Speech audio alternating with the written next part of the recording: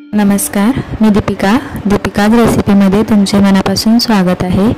आज बनवूयात नारळाचे दूध। त्यासाठी इथे मी नारळ घेतला आहे व त्याची वरची खिशी काढून घेतली आहे व नारळ असा फोडून घेतला आहे। आता नारळ फोडून घेतल्यानंतर नारळाच्या ज्या वाट्या आहेत त्या अशा फ्रीजरमध्ये ठेवून देते 15-20 मिनिटांसाठी, म्हणजे आपल्याला नारळाच्या आतमधलं जे खोबरं आहे ते काढणं सोपं जाईल। जास्त वेळ ठेवला तरी चालेल, म्हणजे व्यवस्थित काढता येईल आतमधलं खोबरं।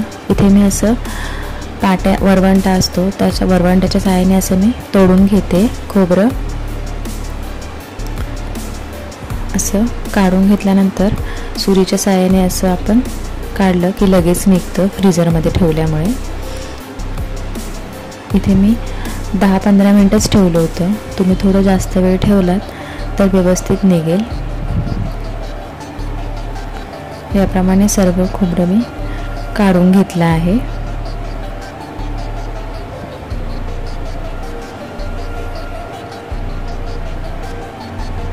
आता याचे छोटे छोटे तुकडे करून घ्यायचे आहेत।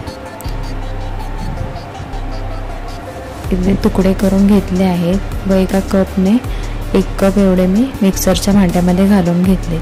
1 कप आपण जर खोबऱ्याचे तुकडे घेतले तर त्याला 2 कप पाणी घालायचं आणि मिक्सरला छान बारीक वाटून घ्यायचं। त्यानंतर इथे एक भांडं घेतलं आहे व त्यावर एक कॉटनचा कपडा घालून घ्यायचा आणि त्यामध्ये सर्व मिश्रण ओतून घ्यायचं आहे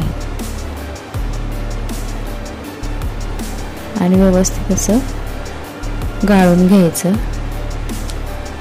ताप देऊन व्यवस्थित असं गाळून घ्यायचं।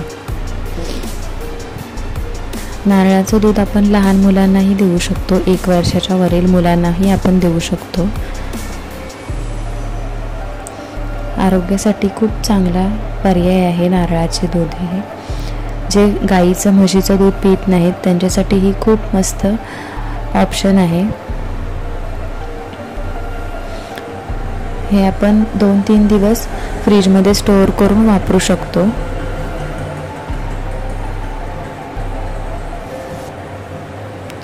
आणि हे जे नारळाचा जो गाळ उरला आपण गाळल्यानंतर याचंही आपण खूप काही बनवू शकतो।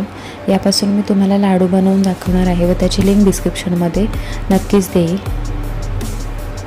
आता हे एवढं दूध तयार झालं आहे एका नारळापासून, ते एका काचेच्या बरणीमध्ये भरून किंवा बॉटलमध्ये भरून आपण फ्रीजमध्ये स्टोअर करू शकतो।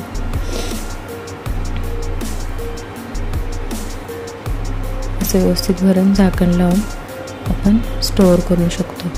माझ्या इथे एवढं दूध हे तयार झालं आहे एका नारळापासून।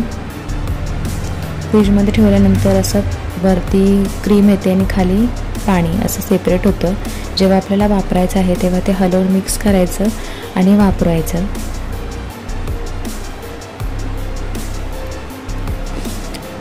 तुम्हाला जर माझा हा व्हिडिओ आवडला असेल तर व्हिडिओला लाईक करा व माझ्या चॅनलला सबस्क्राईब करा। व्हिडिओ पाहिल्याबद्दल धन्यवाद।